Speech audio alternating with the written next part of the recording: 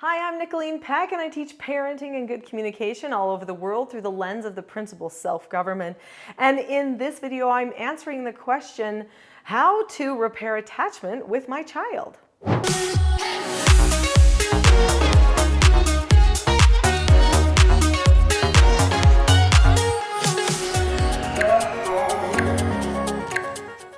In this video, we're going to talk a little bit about attachment. Then I'm going to be sharing with you a story from my life that helped me understand attachment better, and then give you some key things that you can do to repair attachment with your child.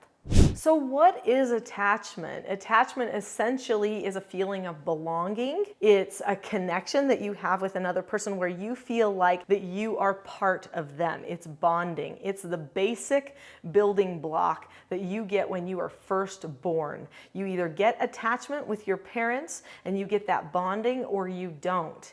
And they have proven now how impactful that bonding and attachment is. And then over time, as you attach more and more, because you get closer and closer to that person, you get this sense of belonging that makes you feel like you're part of something. You're part of something called family, and you feel secure because of that. So attachment leads to security. I think that's why parents want it. They want to know that they have a feeling of attachment with their child, but then what happens? Children push away. They're not sure sometimes if they can trust their parents. That's maybe because parents don't have the skills they need, and so they're engaging in power struggles a lot. That could be happening. Or maybe it could be because the child is starting to put their allegiance or attention on other things. They've been exposed to a lot of other ideas, and so they leave some of their foundational ideas for a while. It is possible to repair attachment. It does need to be deliberately taken care of.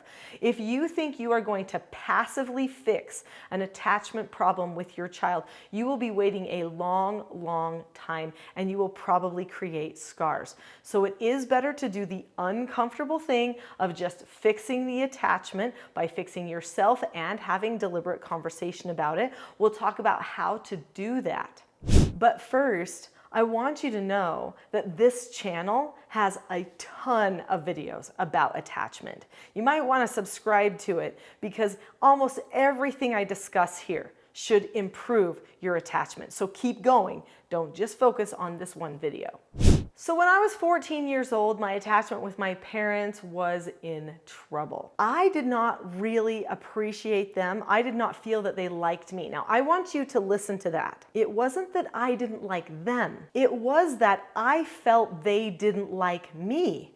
They probably were telling me every once in a while how much they loved me, but I didn't fully believe it. And that was because our communication with each other was not healthy. It felt like attacks, it felt like power struggles, it felt like not understanding and just forcing. There is a fine line between maintaining that parental authority and making sure you do the teaching with your child, but then also making sure you understand where your child's coming from and letting them know that you do understand. You can have both of those things, okay? Both. But if you leave one or the other, then you will actually damage your relationship with your child. Well, my parents were not doing so much on this side of the understanding, and so I felt like they didn't care about me and they were just trying to control me. Because of this, I had a bit of a sullen attitude. I thought of them as people who did not like me. That meant my bond on my side of the relationship was breaking. I actually destroyed attachment. They probably did not know what to do with that. They were passively trying to figure out things that they could do to get me to like them. But at that point, I just saw it all as manipulation. Either we needed to talk about it or I needed to have a new focus. Well, what happened for me was I got a new focus.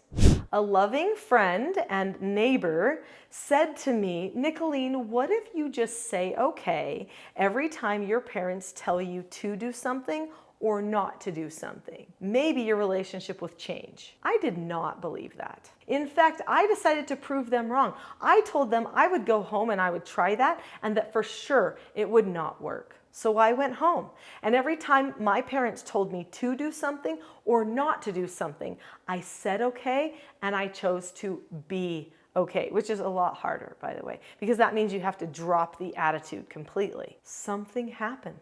When I adjusted myself and dropped the attitude, when I stopped focusing on the conflict or the disagreement or that feeling of detachment that I had or now they were having from me, when I got rid of all of that and I started to focus on just being okay with them and with me, I actually changed the relationship. It healed. And then there came a point where my parents deliberately spoke about it. My dad stood in church and said that he wanted to thank me for fixing their relationship. He knew that I had done it, that I had chosen to fix myself, that he had not fixed himself. He knew, and it put the truth right in his face. Now, do I wish that I could have talked more openly with my parents? Yes. Did I talk more openly than most people probably did at the time? Yeah, I did. My dad was really big into communication. I spent a lot of time talking with him. It was very good. But during this time, the walls went up. After that, we started talking more about everything. The relationships were healed. In fact, I started thinking of my mother as one of my best friends. So what can you do to heal this attachment, to bridge this gap? Well, first, don't lose hope. Don't think bad things about them. Make sure that you're being optimistic. You're going to move forward. You're going to leave this in the past. The number one thing you could do is work on yourself. So take a moment, evaluate what is wrong with me, or better yet, have a conversation with your child. I talk about in this book here in Parenting a House United, I talk about having conversations that I call parent counseling sessions. And in these parent counseling sessions, you're going to ask your child, what do you see about me that's kind of off, that's not going right here? What do I need to fix about me? You're going to be open and humble and honest with them. Let them know you're a real human who knows you have real problems and actually is going to work on them. That right there will be such a breath of fresh air. And then maybe even ask them, I hope you're open to this, but I'd like to tell you some things that I've noticed that maybe we could work on too. And let's start with how it feels in our relationship. It doesn't feel very good. Why do you think that is? And then let them tell and really listen. You've got to work on yourself, show them you're working on yourself, ask them if they will also work on themselves, bring the relationship to their attention, and now you're going to have a deliberate conversation about a plan going forward for how you can improve. If you're a praying person, pray for love, pray to be open, to understand them. Pray to not just have to jump in and justify yourself. Pray for that, because some people, that's a really hard one. As soon as somebody starts saying you do this wrong, immediately you want to justify. Don't debate, just listen and plan. Okay? Listen and plan. Say, okay, so now what's our plan? How are we going to communicate? If we want this type of a relationship, I call that creating a vision. If we want that type of relationship, what do we need to do differently? In this book here, Roles, The Secret to Family, Business, and Social Success, there are examples of conversations that parents have with their children that help get the relationship on track, that help repair the attachment and get everyone understanding who they are and that that's okay. A parent is a teacher. A child is a learner. That's okay. That's part of your roles. And if you don't teach and they don't learn, you'll have dysfunction because all of the roles will be out of whack. So you've got to talk deliberately about these things. Your child needs to have more of a why, more of an understanding of who they are, where they're going, why all of this talk matters, and then learn the skills you need for success. So in this teaching self-government way of talking to children and parenting, I believe in deliberately teaching children how you are going to correct them and solve problems before the time ever occurs. Now, maybe some of you are saying, but the time has already occurred, so does that mean it's too late? No, what I'm saying is you teach how you will do a correction at a time when you don't have anything to correct. And then later, when you do the correction for real, you use the skill that you told them that you would use. You keep things very predictable. When your system is predictable, then that will increase confidence and attachment and decrease anxiety. When a person is feeling anxious, they start feeling selfish, they start protecting themselves, withdrawing from other people. This will create a wall or detachment. Now, I do know there are other reasons a person could be experiencing detachment. It could be they're trying to give you a message about your parenting. that you need to improve.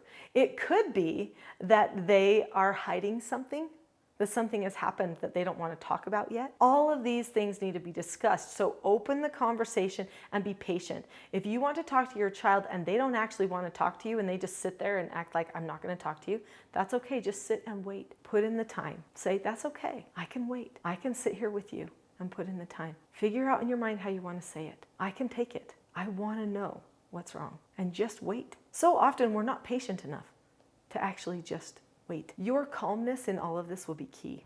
There is something that I would like to give you as a free gift. In the description below this video, there is a link to my Calm Parenting Toolkit. The link says something like teachselfgov.com/toolkit. So if you go to that link, then you will get my Calm Parenting Toolkit for free. It is a mini course. It's not my full course. It's not going to train you on all the skills. It's not going to help you learn everything for how to solve the problem, but it will start you with the number one thing, which is to prepare yourself. So click on the link to that Calm Parenting Toolkit now. I'll see you there.